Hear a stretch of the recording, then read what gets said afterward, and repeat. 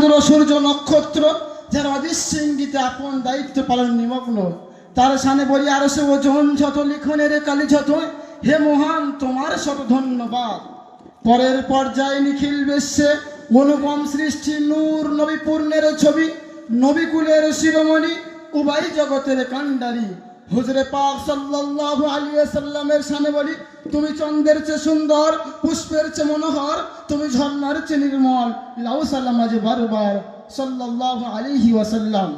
অতঃপর আজকে আলোকর্জলা সুসজ্জিত অনুষ্ঠানে মাননীয় সভাপতি সাহেব ও সুভাগবানকারী রসুল প্রেমিক শ্রোতা মণ্ডলী সকলকে শ্রেণীগত শ্রদ্ধা, বুক ভরা ভালোবাসা ও প্রাণ ভরা শুভকামনা জানিয়ে আরো সেই ইলাহের রাজ সিংহাসনে মহারাজের প্রতি আসার কমল হৃদয় বেঁধে ক্ষুদ্র প্রকাশ নিয়ে হুজুরে পাক সাল্লাল্লাহু আলাইহি ওয়াসাল্লামের আদর্শ সংক্রান্তে নাটি দীর্ঘ আলোকপাত করার প্রয়াস রাখছি।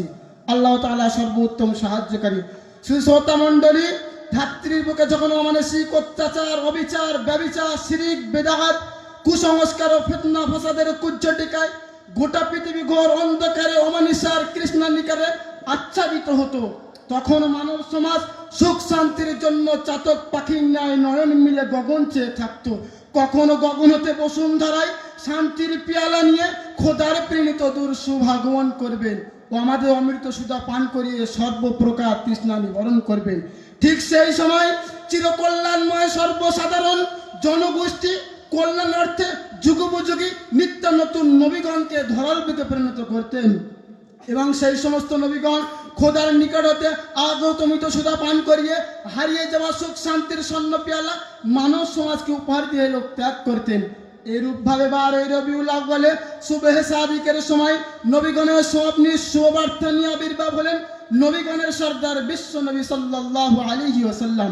প্রিয় নবী মুহাম্মদ সাল্লাল্লাহু আলাইহি ওয়াসাল্লাম বিন আব্দুল্লাহ বিন আব্দুল মুত্তালিব আমিনা বিনতে আব্দে মানাফ এমন এক যুগে আবির্ভাব হলেন যে যুগের মানুষ ছিল সিংহের চাইতে হিংস্র, অজগরের চাইতে বিষাক্ত, শিয়ালের চাইতে দ্রুত, কুকুরের চাইতে লোভী, শুকারের চাইতে নিকৃষ্ট, যেখানে বদল ধারা পায় না, মানুষকে মানুষ বলে মনে করতো না। নারী জাতির ছিল না কোনো মর্যাদা, ফুলের ন্যায় ফুটফুটে নয়নের মণি কলিজার টুকরাকে জীবিত দাপন করতো গোরের অন্ধকারে গর্ভে। যে যুগের কথা স্মরণ করলে নয়ন দিয়ে গড়িয়ে পড়ে অস্ত্র চর ধর্ণা ধারা, পাষাণ হৃদয় ডুকরে কেঁদে ওঠে, বক্ষে পিণ্ডের হাকার পেলাবন বয়, সে কি অমানসিক অত্যাচার। মোট কথা সর্বপ্রকার পাপ কালেমার কৃষ্ণানিকারে আচ্ছাদিত হয়েছিল গোটা পৃথিবী।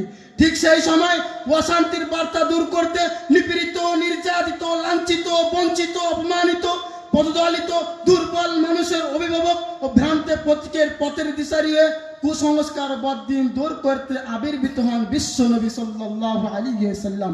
প্রিয় নবী মুহাম্মদ সাল্লাল্লাহু আলাইহি ওয়াসাল্লাম 63 বছর জীবনে আদর্শে যে অনুপম অপূর্ব মনোরম আদর্শের থিওরি মানব সমাজকে উপহার দিলেন, তা হিন্দু, মুসলিম, ইহুদি, খ্রিস্টান, শিখ, পারসি, শিশু, যুবক, রাখাল, কৃষক, শত্রু, মিত্র, ধনী, গরিব, জ্ঞানী, মূর্খ, ফকির, দরবেশ, যোদ্ধা, সেনাপতি, ছাত্র, শিক্ষক, শ্রমিক, মালিক, মোট কথা সর্বকালে সর্বযুগে সব শ্রেণীর জন্য প্রযোজ্য।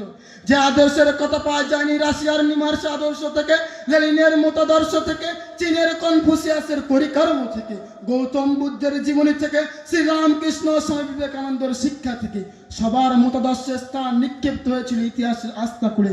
কিন্তু প্রিয় নবী সাল্লাল্লাহু আলাইহি ওয়াসাল্লামের মতাদর্শের স্থান পেয়েছিল শাহী দরবারের রাজ সিংহাসনে। মানব সমাজ মুক্ত পুঁতির ন্যায় গেঁথে রাখে হৃদয়ের গভীর স্থলে, সাঁদের আকাশে শুক্তার ন্যায় চলচল করে দিশা দেয় মানব সম্প্রদায়কে। তাই আসুন সে অপূর্ব আদর্শের দিকে দৃষ্টি নিক্ষেপ করি। প্রিয় শ্রোতা, প্রিয় নবী সাল্লাল্লাহু আলাইহি ওয়াসাল্লামের অনুপম আদর্শ সংক্রান্তে স্বয়ং স্রষ্টা গ্রন্থরাজে বর্ণনা করেন ইন্নাকা লাআলা খুলুকিন আযীম, অর্থাৎ আপনার আদর্শ সর্বশ্রেষ্ঠ, যা নিদর্শন পরিস্ফুটিত হয় শৈশবকালে দুধ মাতার দুধ পানকালে, কারণ কবুডানে স্থান বাদিত রক্তের আকামল অষ্টে স্পর্শ করিনি আপন সোনার জাবানে। অবৈধ কানে পদক্ষেপ নেয়নি কঠিন কালেও, কারণ সততা ছিল তার পেশা, আমানতদারি ছিল তার নেশা, সত্যবাদী ছিল তার চিরসঙ্গী, সাধনা ছিল তার প্রিয়, সহানুভূতির প্রতি ছিল উদ্গ্রীব, দান ছিল তার অভ্যস্ত, গরিবের ছিলেন দাতা, ধনীর ছিলেন মাতা, এতিমের ছিলেন পিতা, দুঃখের ছিলেন সহায়ক, সুখের ছিলেন আশা, অসহায়ের ছিলেন ভরসা, সত্যের ছিলেন নমুনা, পাপের ছিলেন দিশারি, মিথ্যের ছিলেন শত্রু, অসতের ছিলেন বিতৃষ্ণা, কথাবার্তা ছিল তার নম্র ভদ্র ভরা মুক্তমালা, ভাষা ছিল তার মিষ্টি, ওটা বসা খাওয়া দাওয়া চলাফেরা ছিল তার আদর্শিক, লেনদেন ছিল তার ঝর্ণার চেয়ে পরিষ্কার, বিচার আচার ছিল তার ন্যায় অংশপূর্ণ, সমাজনীতি ছিল তার ভারসাম্যপূর্ণ, রাষ্ট্রনীতি ছিল তার কল্যাণপূর্ণ, জীবন ছিল ঝর্ণার চেয়ে নির্মল, স্বচ্ছ, সূর্যের চেয়ে উজ্জ্বল, পুষ্পের চেয়ে মনোহর। মোট কথা সর্বগুণে গুণান্বিত। তবেই তো শত্রুরা এক বাক্যে স্বীকার করেছিল মোহাম্মদের জনপ্রিয় নেতা, উপাধি দিয়েছিল আমাদের সত্যবাদী। এভাবে পৃথিবীতে অশান্তির বার্তা বন্ধ করে শান্তির ঝর্ণা প্রবাহিত করেছিলেন। পাথরের ন্যায় পাষাণ হৃদয় প্রেম প্রীতি ভালোবাসা ভরে দিয়েছিলেন। অজ্ঞের পরিবর্তে জ্ঞান, অসভ্যতার পরিবর্তে সভ্যতা, নিকৃষ্টের পরিবর্তে উৎকৃষ্ট, অন্ধকারের পরিবর্তে দিবালোকে, এক কথা সে যুগের মানব সম্প্রদায়কে পৌঁছে দিলেন আপন আদর্শের দ্বারা উন্নতি অগ্রগতি চরম উৎকর্ষে। যার দৃষ্টান্ত বিরল পৃথিবী খুঁজে পেলে না, আর পৃথিবীর শেষ লগ্ন পর্যন্ত পেলবে না, তাহলে কেন তার শিক্ষা প্রতিষ্ঠিত হবে না, তার দীক্ষায় দীক্ষিত হবে না, তার সুন্নত দৃষ্টান্ত হবে না? সুতরাং তার অনুসরণে আছে উন্নতি, অন্যথায় অবনতি, অবনতি, অবনতি। তাই আজ আমার কলম বলে, নবীর চরিত্র চিত্ত করে যে চিত্ত মাঝে, নবীর চরিত্র চিত্ত করে যে আপন চিত্ত মাঝে, সম্মানের সমাসীন তারা বিশ্ব সমাজে। আল আন আনা আখতাতিমুল কালাম। আসসালামু আলাইকুম।